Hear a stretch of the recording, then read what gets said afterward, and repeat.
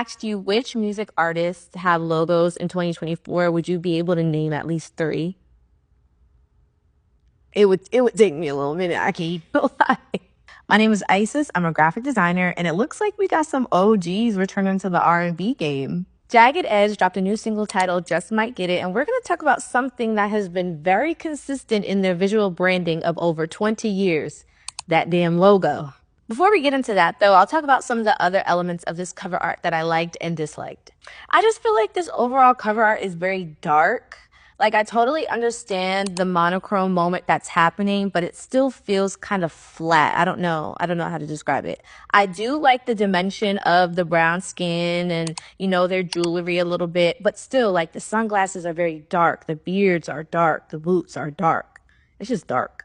I do really like this simple composition of the subjects as far as like space is concerned, above and below and on the sides. And I like that all these poses are showing the personality of each individual artist. Another good example of this is Chris Brown's 1111, as far as even space on the top, bottom, and sides and showing the personalities. You know what I'm saying? And the last thing I love, something that you can never, ever, ever take from visual branding in the music artists from the 90s and early 2000s, the logo. The consistent logo. Jagged Edge did go through a few logo variations over the years, but I'm glad this is the one that's sticking. When I think of Jagged Edge, I think of this logo. And it's not even anything fancy, but it's consistent and something that we've been looking at for the past however many years. I guess I'm just curious as to why artists don't have logos anymore. There were a couple other male R&B groups that had consistent logos. Off the top of my head, I can think of Guy, Jodeci, After Seven, kind of.